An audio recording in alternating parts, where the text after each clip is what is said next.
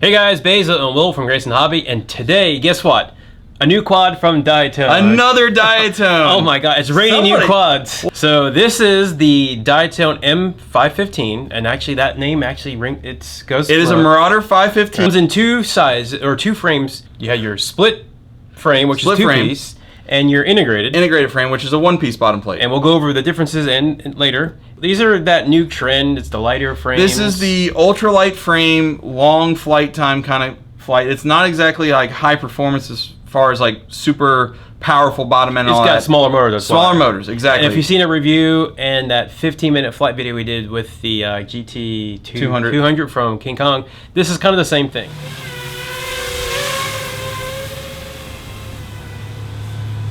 My stopwatch, because I did it right after you took off, is 15, almost 15. Here we go. I think this has a little better electronics than the GT 200. It feels lighter. It definitely has a better VTX. Yes, the VTX, I mean, there's more name brand components. So, in this video, what we're gonna unbox it, and we're gonna show you what's inside of it. We're gonna go over the components, the motor, the ESC, the flight controller, that new little lollipop looking VTX. I kind of spilled the beans there. The camera, what kind of RunCam it has on it. And then we're gonna go over the frames, and we're gonna measure and weigh the differences between the single frame and the split frame. And we'll go over the props and all that stuff, and then that's about all we're gonna do. Yeah. Now, one thing I want to say is the presentation of this quad is absolutely amazing. The packaging is nice, everything's there, it comes with some spares, it comes with nice stuff. You take it out of the box, this thing is just oozing quality. It just looks good. Everything is nice and clean on it. All the screws, every single screw on the sucker, other than the nylons, they have a machine finish on them. They're all really nicely done. The wiring is clean. Everything just looks clean and organized. You can tell Diatone is doing their homework, and they are trying to improve every time they come out with something. Better antenna here. You sound impressed there. I'm very impressed. And one thing here, this is a two-stage anodizing they did on this. So this not only has the black side pieces, but it's got, instead of a machine finish like you'd find on this one, there's actually a two-stage. So they actually went through, and you have a blue anodized lip on that for accent, as well as black there. So that's attention to detail you don't see with some of the other stuff out there. And if you need some parts, we got them right there. We actually sell the spares. We got them right there. They, well, different colors. Just check out our link below. Now, I'm sure some people are gonna ask as well, can we throw 2205 motors on this? With this frame, no, not without modifications, because the hole pattern is only for M2 screws. So unless you can find a 2205 motor out there, it takes M2 screws, you're gonna have to drill that sucker out. How about this? You want a 2205 motor, you just get the 2205 frame. Yeah. Well, you know, everybody's gotta be something different. And we got those frames right here too, yay. Guys, this just looks really good. I hope it flies half as good as it looks, because it is just so clean and so well done. I'm gonna be super OCD mounting a receiver on this thing probably just because it looks that good. That's your homework tonight. So, oh my lord, that thing is fast as. Oh my god, that 1806 does not have any lack of power. That's for sure. I can feel a little bit difference compared to like the GTR 530 or whatever. All right, so if you're new to our channel, we are a shop located right outside of Atlanta, Georgia, where we do reviews, which are sponsored and not sponsored, meaning we have to buy the product ourselves. We do tutorials and all that good stuff, and everything you see on our videos, it's in our store, ships from good old Atlanta, Georgia, USA. So be sure to hit that subscribe and bell button, all that good stuff that YouTube makes you do. I have the M515. There's two versions of this guy. This one is the unibody, the one-piece design. They also they call it the integrated. This is the split design. So this one actually has two separate arm sets, a left and a right side, and it's bolted down sandwiched between these two plates. All right, so let's check the weight of these real quick, because this is something, I picked it up and I'm like, oh, this thing's way light. Yes, way light. Feel that? Yeah, there's nothing to that. All right, so this one is the integrated one. Let's see what the weight is. Integrated means 150, again? the one-piece plate. One-piece plate. 158.3. Wow. Now that's the old. Okay. Now this, you guys just saw the video we did on the King Kong 200 GT. Let's just for reference check that. That was super light feeling, and it's 178.7. Wow, so what is that? 20 grams lighter. So that is the one piece. That's the one piece. Now the split frame. 161. Wait a minute. 161.4. Yeah, go with the split frame. The split frame. Well, hold on. Let's check something. I'm gonna pretty rigid across. I mean, there's not much flex in that. But I think oh, wait a second. Hold on. I'm actually feeling more flex in the arms of this two-piece. Oh, wow. Well, okay, can you see? You know what? I bet you those are not completely tightened all the way. I can see a little flex in this plate. So, there will be some energy transfer and flex this plate a little bit, it looks like. And that's the trade-off that when I talked to Diatone, that's what they said. Theory is the one piece is lighter, but not as strong. The two piece is heavier, but easier to repair.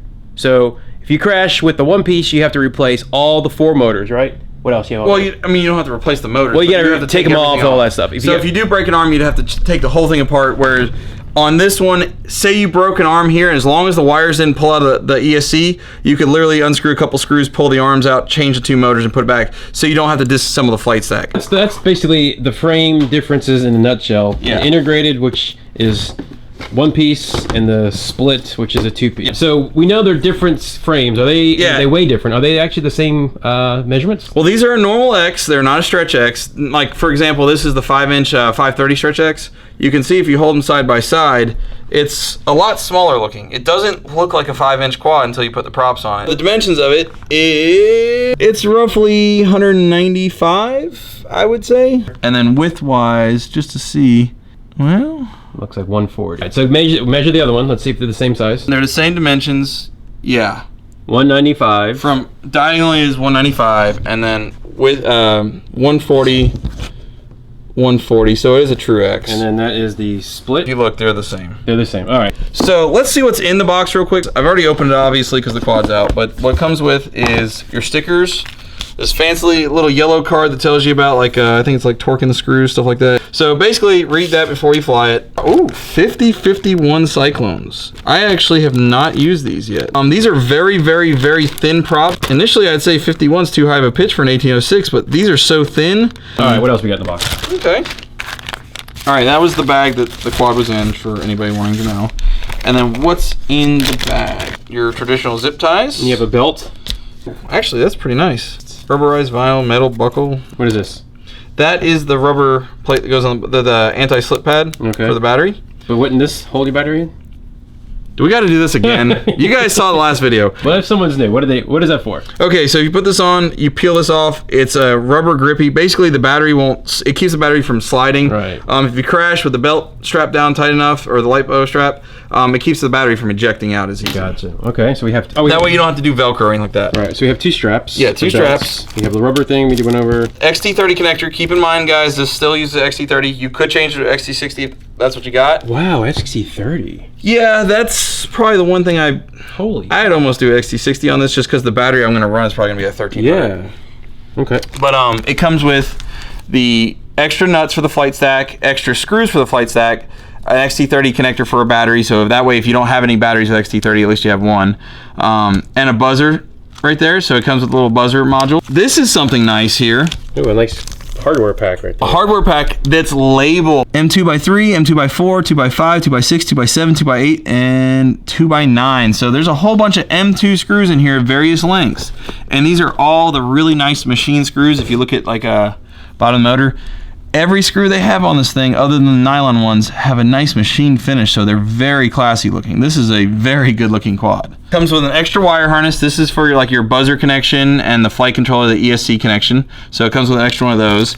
And lastly, the prop nuts. Now this is one thing I complain about on the King Kong, is these are aluminum again. No, Diatone, no, bad Diatone. Steel nuts, aluminum shaft motors. Why? No. Get steel nuts. If you're gonna get one of these and you're gonna take your props off more than once or twice, get steel nuts. Steel nuts, are they the same thing as these nuts? These nuts. These nuts are aluminum. So speaking of motors, what kind of motors do we have on there, guys? These are 1806 2500 kV motors from Sunny Sky. So Diatone's having to make, they are a lightweight aluminum motor. They're a naked bottom. They are M2 screws. They're not M3. They are M2 hole pattern. And the one thing I'm going to say is either these need to be steel or that needs to be steel, not both aluminum. There's the motors. They get nice wires down to the flight stack. So or the ESC. Moving in, nothing is really super new on this. If you're familiar with the M2, the M2.5, and the M3, the flight stack itself is the same. It's the Mamba 25 ESC, so it's a 4-in-1 ESC with the current sensor built in. So wait a minute. 4-in-1 ESC, right? Yes, 4-in-1 ESC. And what was the amperage again? I believe it's a 20 amp actually. It's a Mamba 25, but I believe it's a 20 amp with a 25 amp burst. Okay. The flight stack, they've done a little bit different on the wiring. They did a really nice clean job. They ran the wires inwards. That was something I mentioned a while back, and I was seeing if they did that. They still have this stupid little pigtail for no receiver ever made other than crappy ones, but that's in the way. But the wires are run up nice and clean back to the camera and everything like that. But this is the version 2 Fury F4. It's the 8K gyro. It still has your black box and everything. Gotcha. Just like the smaller series, it has a capacitor in the back on the 5-volt supply. We have the Unify V3 VTX on the filter board. So this has its own filtered 20x20 stack board. So there's extra filtering for the video there, again, to make really clean video like they've done on the M2 and 2.5 and the GTR 90 now. Here's where they did change on this stack. So we have a Foxeer Lollipop right-hand circular polarized antenna. So Lollipop, that's the new... that seems to be the new hotness lately. A lot of people are bragging about that one. So that's pretty cool that they recognize that. They heard everybody wanting it. There's no need to upgrade your antenna. Right. And lastly is the RunCam. Now you guys notice this is a purple RunCam. This is not the Micro Swift or the Micro Swift 2. It is a Micro Sparrow 2. This is a CMOS camera. So it has a 2.1mm lens, but this is a CMOS with wide dynamic range. I know when I said the word CMOS, some of you guys were probably cringing. This is not your grandma's CMOS camera. This is the new stuff. The dynamic range on this is really good. CMOS cameras are getting really good. Still, I prefer CCD. I must have missed it, but what's the milliamps of the VTX? The VTX? Yeah. 25 to 800 right? milliamps. Yeah, it's a smart audio. Yeah. Right. Okay. So let's see how the clearance is on those guys. All right. Those are the stock props. These are 51 cycle. But look how narrow they are. I mean, I think right there, just the design of that, I think that might be okay on these motors despite the high pitch. So you're gonna get stupid high speeds. You know, this is definitely probably gonna end up being 100-mile-an-hour quad based on the KV and the weight and the pitch of these props. Battery. Just jumping ahead here. What batteries does Diatone recommend? And 3S, 4S, 2S? 3-cell, 4-cell, probably 1300 to 1500. That same range as any other 5-inch. I guess the only thing I'm bummed about is the XT30. I don't know why they did that, but we have adapters. You can do adapters. So you need an adapter. Where are they? Right there. So if you need an adapter, if you have XT60 batteries, then you can just pop it on and good to go. And we have props too, by the way. 50-40 cyclones is the closest thing. 50-40 cyclones will be the closest thing we have right now, but we have some on the way. Right, so the biggest thing I'm curious once we fly it is checking the heat of the motors with these props, and we'll probably throw some 50-40 cyclones on it too. I'll see if I can dig through my old box and find some 2 blades. I haven't flown 2 blades in a while, so. Well, we have 2 blades over here. Yeah, but they won't work. They won't work. Those are for those things with wings and wheels and mechanical surfaces on mine. Yeah. So there you have our first look at the new 515. Yeah, awesome look. I'm actually pretty excited with this one. Who is this quad for? Like, is it a beginner's quad? Is it a super advanced quad?